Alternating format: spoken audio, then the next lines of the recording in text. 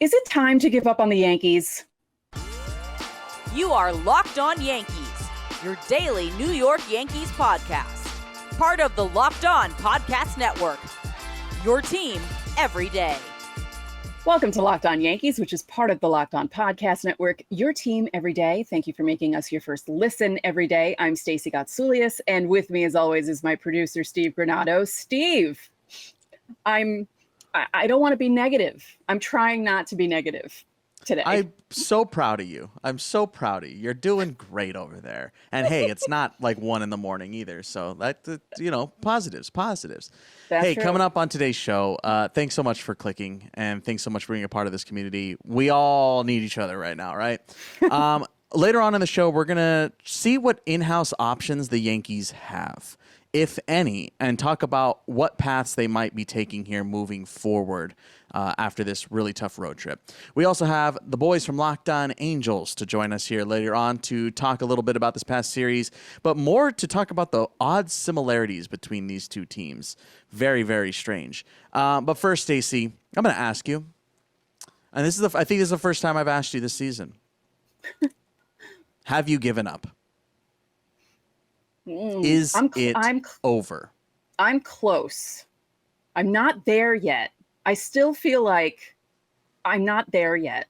There's still a lot of baseball left. There's still a lot of things that can happen, but I'm not there yet. Ask me again like the second week of August, and we'll see how I'm doing. But for right now, I'm not completely giving up on them yet. So you're giving them like 3 more weeks. Yeah.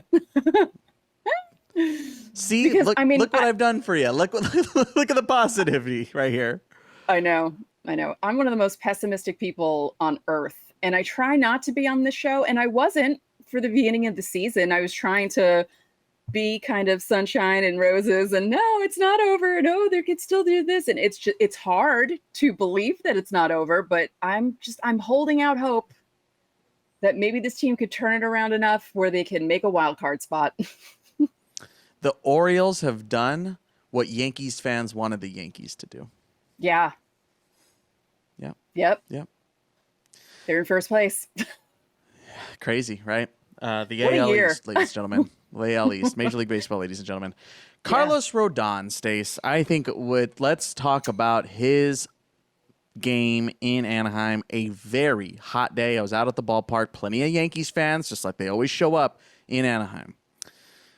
4 1/3, 4 hits, 6 earned, 5 walks, 3 strikeouts. He was all over the place. I mean, his stuff just he couldn't control it last night, yesterday afternoon, whatever you want to call it. Stacey, the kiss. The kiss of death? Is that the kiss of death, the blowing the kiss? I know there are some people that are taking it all the way to the moon and back. There are some people who are like, whatever. How are you on the blowing the kiss to the fans thing? I feel like it would have been worse if it were at Yankee Stadium. It was at a road stadium. You know what I mean? Like, I feel like if it were Yankee Stadium, it would be not quite up there with Jack McDowell putting up his middle finger, but pretty close. Sure. I saw a lot of comparisons on that. A lot of people talking about that. Yeah. Do I care? That was a moment. No, I don't care. Whatever, man. I mean, did he pitch well? No. Did he have his best stuff? No. Did it matter? I mean, kind of. Ian Hamilton pitched well. I liked how he bounced back. Yeah. I mean, we're grasping at straws at this point. True. That big hanging curve to Taylor Ward, that was a massive mistake pitch. 2-run shot, no doubt about that one. He tried to repeat high fastballs on Luis Rengifo. The second one caught too much of the plate, and he turned it around for a 2-run shot in the second. He left another hanger to Mickey Moniak. It was the RBI single. And again, he was just like all over the place. Like he just couldn't locate on a consistent basis. Remember, I was talking about consistency on yesterday's shows. Like Domingo Germán had some good stuff. And some really good flashes of perfection stuff, perfect game stuff. He just couldn't have it on a consistent level. And Carlos Rodón was super inconsistent with... Or consistently bad. Yeah, I mean, I guess that's one way to say it. I think in the same breath or in the exact same flip side of that, Chase Silseth was pretty darn consistent. I think what really people are going to look at the results and go, why couldn't Peraza hit? How come Volpe didn't hit? How come, yes, people are going to be mad no matter what happens. They could win the World Series and people would still be mad. But I think what Chase Silseth did nicely yesterday, his sequencing was all over the place in the best way possible. I mean, he was going slider, sinker, sweeper, change, fastball, sinkers. The Yankees were all over the place. They didn't know what to expect. And I mean, I'm not going to say you have to tip your cap in this one because, he got the best of you, but I mean, he did pitch a really nice game and his stuff was working. His sinker was great and he barely repeated pitches. Like, it's tough, man. Baseball's tough. Like, I'm not trying to make excuses here, but baseball's just tough sometimes too. Didn't I predict that? Didn't I say yes, he was going to do well? Yes, you did. Yes, You're welcome. As soon as Silseth got up past like the second, I was like, "Oh, Stace, oh man." I mean, I know some things. I just, I was right about Tyone. It's sometimes you get a feeling about things. Like, I know I've screwed up my bold predictions a lot, but I sometimes get a feeling about certain things, and I just kind of knew. I was like, ugh, this is like a recipe for disaster with the way they've been not hitting lately. But hey, they scored 3 runs, guys. I mean, they only got 2 hits on Tuesday. So going from only 2 hits to 3 runs on Wednesday is kind of a good-ish thing, I guess. Yeah. I mean, like when we were talking about the Colorado series, right? Those first couple games, you're going like of the road trip right out of the break. You're like, wow, okay, this offense looks rejuvenated a little bit. Save that Friday game in Colorado. Saturday looked good. Sunday with some fight ended up losing. Even Monday, the Oswaldo Cabrera big 2-run double. There was a really nice game from Oswald Peraza. And this one in the 6th felt like it could have that same kind of trajectory, right? Stanton hits that solo shot off Silseth. That was after he just missed one on Sunday and Monday, right? Like, so had to have felt much better. I don't know, man. He's can't adjust to curveballs right now. He's late on fastballs. Like then he just runs into one, right? Mm-hmm. Bader hit by a pitch, obviously pulled. He's got a bone bruise, so yippee. Higgy had an RBI knock. Yeah. And then Peraza striking on a back-to-back curves there. Tough pitch, close pitch. Not a terrible watch. Probably couldn't have done much with that anyway, but leaving the bases juiced. There was the moment on Tuesday's game where I'm like, oh, that was it, right? When Rizzo rolled into the double play. Yeah. After the air. And then Peraza striking out looking was that same moment in Game 3. Oh, yeah, definitely. It was like, all right, fun little try to come back, but not happening. Yeah. Tough one again. Tough. I mean, worst road trip of the year. Oh, yeah. By Not far. even close. 1-5. 1-5. Yeah. That's 1-5 against, the Rockies aren't a good team. They're really not. They're not a good team. And, the Yankees are just so confounding. It's actually hard to believe that this team has 50 wins with the way they've been playing. It's kind of a miracle. Mm-hmm. Yeah. Man, It's crazy. I mean, we're texting subtexters about it too. Link in the episode description, 14-day free trial. But, I mean, when Franchy Cordero, no offense, has the best day and he hasn't played in like 6 days or whatever, he's had like 1 pinch hit opportunity. He goes 3 for 4. Was he a triple away from the cycle? Yeah, the one with the solo shot there in the 8th. Yeah. Things aren't going right. They're just not. A lot of guys look lost up there. Tough series for Volpe, man. I thought he was building well, and then he just couldn't buy a hit. He had that 1 hit on Tuesday, right? Here's a dumb question. I know that Peraza's playing third because Donaldson's not there. But is Volpe feeling any pressure with Peraza up, or is he just falling back to? I don't know. Is he just catching the sucketh from all the other players? Like, because it is contagious. That is and that is a scientific term.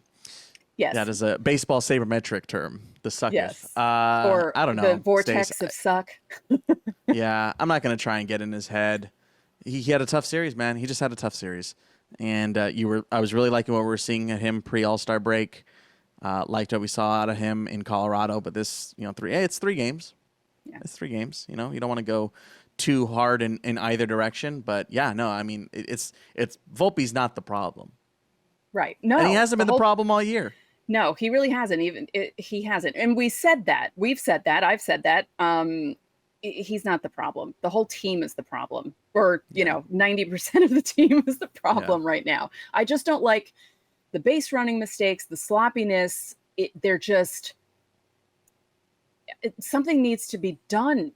But I don't know what, because the fundamentals are awful. You can't be that bad. And I'm sick of the excuses being made by the manager for some of this stuff. It's just, these are professional grown men. They're looking like little leaguers out there. No offense to little leaguers. And it's frustrating to watch. It is frustrating to watch. And to be fair, it's not like they're not frustrated. You can see it. You can see the body language. They are all frustrated because, like you said, they're professional baseball players. This is what they do for a living. This is what they've worked their entire lives to do. They're not going out there trying to lose. I can guarantee you that much. Yeah. Let us know how you're feeling about this series in Anaheim down below here on the YouTube side. Of course, you can drop your questions. One last chance before Fan Mail Friday tomorrow. Of course, the Yankees have an off day Thursday, so our Fan Mail Friday episode will be bigger than normal, which is great. You guys get more questions answered. Your last chance. If you want to guarantee answers to your question, we have already a couple of them from our subtexters. You can join our subtext. It's a 14-day free trial. You get free text messages with Stacy and myself for the first 14 days. And, of course, you get other information. You get pictures from me and from Angel Stadium. You guys got some pictures from me. I went to two of those games. You can also block me. That's cool, too.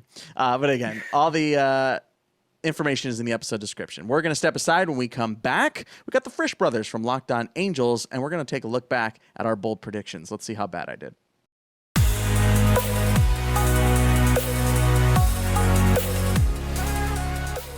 For a championship team, it's all about making sure every player is a perfect fit. It's the same when it comes to your vehicle. Every part needs to fit just right. So the next time you need parts and accessories, head to eBay Motors. With eBay Guaranteed Fit, you can be sure every part you need fits right the first time around. Just add your ride to My Garage and look for the green check to know that the part will fit or your money back. Because just like in sports, confidence is the name of the game when you shop on eBay Motors.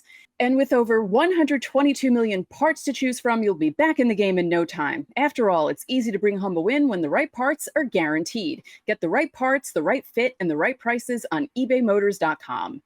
eBay Motors Guaranteed Fit is only available to U.S. customers, eligible items only, and exclusions apply.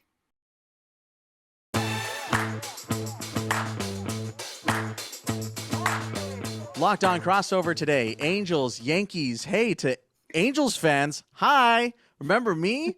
Probably not. I think everybody's gone at this point that was watching the Steve era of Locked On Angels. And to those who do remember that and going, oh my gosh, he's crossed over to the dark side. Yeah, that's happened. Hey boys, Lord how's Vader. it going? You guys took all three. That was so good, man. It was so much fun to watch. I know not for you guys, but for us, it was such a needed sweep for us, especially after that Houston Astros series. That Sunday game was so tough to lose. And so to get all three and put us right back in the race, it feels real good.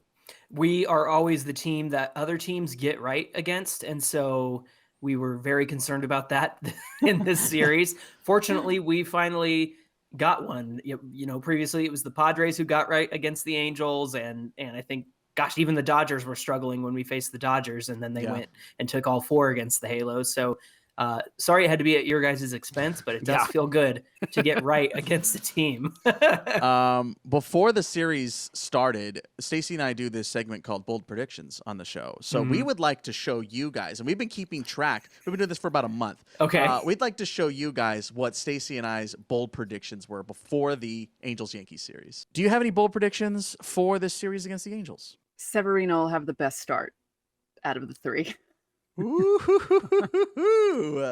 Wow. Okay. I'll take that. That's a good bold prediction. See, you're learning. I'm learning. I'm gonna go ahead and say I'm gonna zone in on that Tuesday game. I'm gonna say the Yankees break out for double-digit runs. All right, that's bold. That's what I'm here for.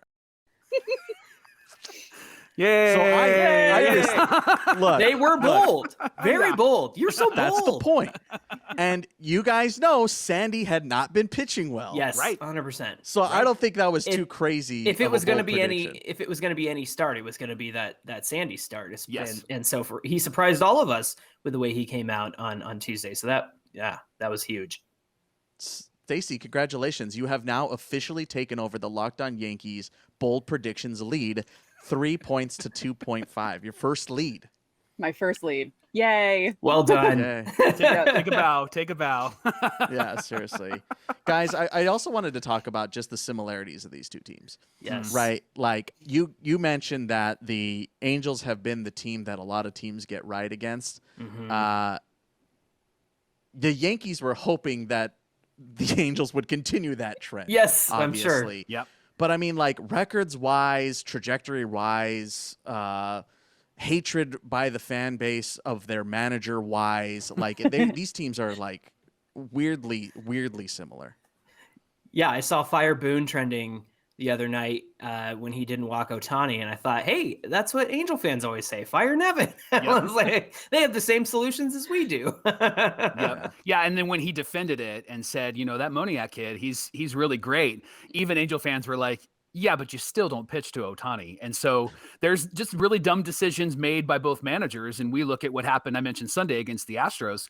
We look at what happened with the Astros and how the Angels brought in Estevez in the 8th inning, which made sense because it was the heavy hitters in the Astros lineup. But to not have him come back out in the 9th inning was just ridiculous. He had only pitched 5 pitches the night before, and he was at like 15 pitches, I think, in that game. And quite honestly, we didn't expect him to be available on Monday anyway. And so why not throw him back out there? But he brings in Jaime Barría, who is a quasi starter reliever, not really sure who he is, 0 for 6 in save opportunities. And everybody was like, why is this happening? And so we could commiserate in really dumb decisions with our managers. Yeah. Stace, I know you have a lot to say when it comes to decision making, especially with the Yankees. It's like, we've said it a couple of times on the show, they have to be perfect to win. They can't get past those mistakes. They can't be like, okay, well, Boone made a bad move in the 6th, but we still got 3 innings. Like that just does not happen for the Yankees, right, Stace? Nope. And, I mean, if I had it my way, he would have been fired after the ALCS, but it didn't happen. So we'll see. It's bizarre. It's bizarre. Now here we are, right? After the series is over, the Yankees end up going 1-5 on a very crucial road trip outside of the All-Star break. They find themselves now 3 games over 500. The Angels entered the break 1 game under, easily could have won the series against Houston, as you guys alluded to, but ended up sweeping this series with 3 more at home. Long homestand. The Yankees, I feel weirdly, still have a chance because they're going home to face Kansas City. Mike, John, if I asked you right now, when it comes to let's say the day before August 1st, what's Perry Manassian doing? I think Perry's going and getting a couple of bullpen arms, and I think he's going to try to get a starter. I think he's buying. I don't think Shohei gets traded. I think they're going to keep him, and I think that's been the plan this entire time. And I think that they are just going to go try to get some arms. At least that's what fans see. That's what I see, what John sees. This team really needs some help. They need those shutdown innings. We had a whole segment on Locked On Angels a couple days ago where we talked about how there were 16 times since the beginning of the year, and it wasn't all of them. It was just 16 times late in the game where the Angels had the lead, and then they immediately gave it right back up again. And it was because some bonehead guy came in and threw a changeup in the middle of the plate and gave up a home run. And so this is what this team needs. So I'm going to say that they are, and this might be a bold prediction, but I'm going to say that they're going to go get a couple of arms. And I think one of the arms is going to be a starter, and I think they're going to get a couple of guys for the bullpen. What do you think, John? Yeah, I think they have to. I mean, that's the part that's missing from this team is just that lockdown pitching. I mean, they're going to get Drury back. They're going to get Trout back. Maybe even Ohapi sometime in August. That's optimistic, but it seems like he's ahead of schedule. So I think offensively they're going to be fine. But pitching is really just the Achilles heel right now. And they've got the Pirates and they've got the Tigers, and then they got the Blue Jays who are in front of them in the wild card. So I think they have a chance to pick up some wins and even gain some ground in the wild card if they can do well against the Blue Jays. But Mike and I have been saying it all along, game by game. Let's not get ahead of ourselves. Take it one day at a time before that trade deadline. What if I threw this question back at you guys? Is Aaron Judge like the big pickup? Because obviously him not being in that lineup changes everything. I remember when they played last year against the Angels, and it just felt like when we pitched to him, he was going to hit one out, and he did. And so is Aaron Judge the big pickup, or are the Yankees going to do something pretty big at the deadline as well? Well, you don't want to play all our cards, guys. That's our episode next week. We're going to talk about it on Thursday. Got it. Stace, I mean, Judge swinging. He was running the bases yesterday at Angel Stadium in the heat. Like, I don't know. We've also said for a while that Aaron Judge, as mighty as he is, and as incredible as he was playing before he slammed into that wall at Chavez Ravine, might not be enough for this team. Because they just can't put it all together at once. Right. But when they did have Judge, there were spurts where they were really putting it together to the point where Stacey and I called it this might be the best team in the last decade. Wow. Yeah. Bold prediction. I don't know, Stace. I don't want, again, don't show all our cards for next week's episode, but when it comes to the day before the deadline, what's Cashman and the boys doing? Annoying me? Besides annoying me? Ugh, I have no idea. I really don't know what they're going to do, because I'm almost afraid that they're going to say, you know, getting Judge back is just like trading for a big bat in the lineup, because they always tend to do that. Say that. Oh my gosh. Yeah, like if when someone's injured and they're coming back like right after the trade, it's just like we're getting another arm. It's like, no, you're not. So I feel like that's going to happen. I just feel like I'm going to be annoyed at the trade deadline, no matter what happens. Well, we're going live for it. We're going live for it. So make sure to hit subscribe here on Locked On Yankees. And yeah, you'll get to see my angry face. It'll be fun. Live. Yeah, live. Hang out with us. Yeah, live. Mike Frisch, John Frisch. That's my brother Mike. That's my brother John. Hey, thank you guys so much for hanging out with us today. Yeah, thanks for having us. This is fun.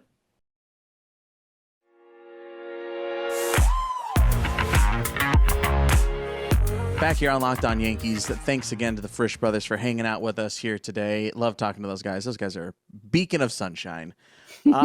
Stacey, the Royals series after an off-day travel day on Thursday starts on Friday, so you can catch that series on SiriusXM. We've been telling you all year. Just Google SiriusXM. You can download that SiriusXM app as well to listen to every Yankees game this season. Stacey, there was an article in The Athletic the other day written by Brendan Kuty. I like Kuty. You like Kuty, right? Yeah, we follow each other on Twitter. Oh, there you go. I like Kuty. Putting out an article, let me pull it up here. It was called Yankees 3 Moves to Consider to Give Struggling Lineup a Boost. And I put the link to that in the episode description. Of course, it's The Athletic, so you have to have a subscription. But it's in the episode description if you want to check it out. The 3 things, I'll just summarize it for you. The 3 things he pitched was platoon DJ and Rizzo at first. Put Peraza at third as the regular starting third baseman every single day, and call up Florial and put him in left. Stacey, your thoughts on those 3 things? 2 of them might be true. One of them seems almost certain, and that being the Peraza at third. We saw Rizzo off in the finale in Anaheim, so a DJ and Rizzo platoon might be pretty possible. Yeah, and I think I said something about a DJ Rizzo platoon as a goof, I think, earlier in the season, but at this point, I think that might actually work for the 2 of them.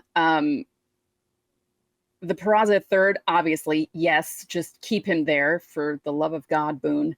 And the Florial thing is interesting because that was, during the offseason, people were complaining that they didn't have an actual left fielder like they wanted them to go after. And they said the market wasn't there and blah, blah, blah, whatever the heck the thing was. And when you think of all the people who've played left field, including people who don't normally play left field, this season has just been a mess in the outfield. And, I feel like, would it really be a bad thing if they tried Florial and left? I mean, I don't think it would be a bad thing. It's just they'd have to do some sort of a move to make that happen. But why not give him a chance? Because at this point, they're not really going anywhere. So you might as well give the kids a chance to play in some position. Yeah, they could always like IL-60 Donaldson because it doesn't look like he's going to play again this season. That would guarantee it essentially if they IL-60 him. And then that would clear a 40-man space and then have to send somebody down like Franchy or something. So, but that also might happen when Greg Allen comes back anyway. Oh, So, right. I forgot about Greg Allen. yeah, Greg Allen hit a homer yesterday, by the way. Yeah. Side note. I wanted to kind of pitch a couple of additional moves. And these are, I don't know, they range on impact versus not impact. I think Matt Crook could be a nice touch in the pen just to give some guys a break. Yeah. The bullpen has obviously struggled over the last couple of weeks, so maybe Crookie could kind of just eat a couple innings. I don't think it's going to be a massive difference maker, but could give someone a breather. These next two moves would require 40-man, so take that for what you will. Maybe call up Andres Chaparro. Maybe. He struggled. He's definitely struggled. And then maybe call up Ben Rortvedt. Because the Yankees obviously aren't getting much out of their catchers offensively. Yeah. I mean, you made that big trade. Why don't you just do it? Let the Yankee fans know that he does exist. Yeah, I mean, they could do the IL-60 for Donaldson. Yeah. And then call Ben Rortvedt and carry 3 catchers. They could always do that, sure. It's unconventional. Yeah, but if you're looking... Yeah, I mean, that could, until Greg Allen comes back, that puts Stanton in right regularly and then puts Ben Rortvedt DHing if you wanted somebody else to catch, if you wanted to get somebody else in there. Because you're not really going to DH Higgy or Trevino. No, definitely not. So you could, if you really just wanted to keep the catching situation the way it is, and then you just, do that. I don't know. What do you think about those? Like, do you think those are... Again, I don't think these are season-changing moves, but this is what the Yankees have right now. That's exactly. I was going to say, this is what they have. This is what they could do. Will they? I mean, I think the first 3 that Kuty suggested are way more realistic, including the Florial, because he's been up before.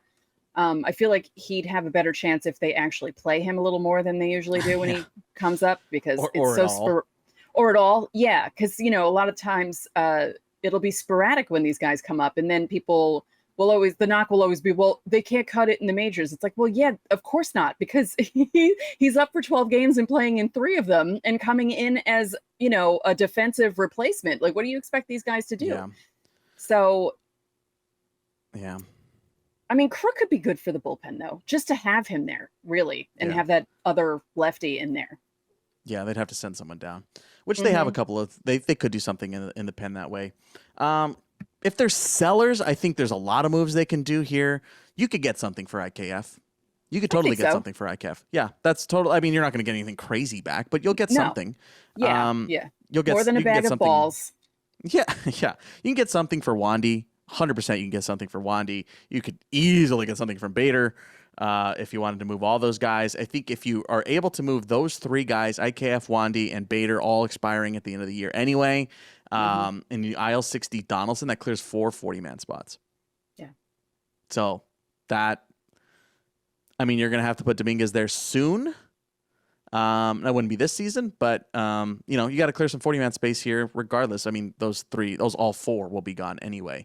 Right. But I think the Yankees, if they continue on this path, they're going to have a big internal look during the offseason about what to do with this roster. Oh, yeah. I also feel like they're going to do a combo of buying and selling at the deadline. Like, it's not going to be a full sell, but it's also not going to be a full buy, because they're the Yankees and they would never admit to. Yeah, I mean, they're not going to buy any rentals. It doesn't seem. No. It would be like going after Bader last year, getting two years of that. That makes more sense for the Yankees.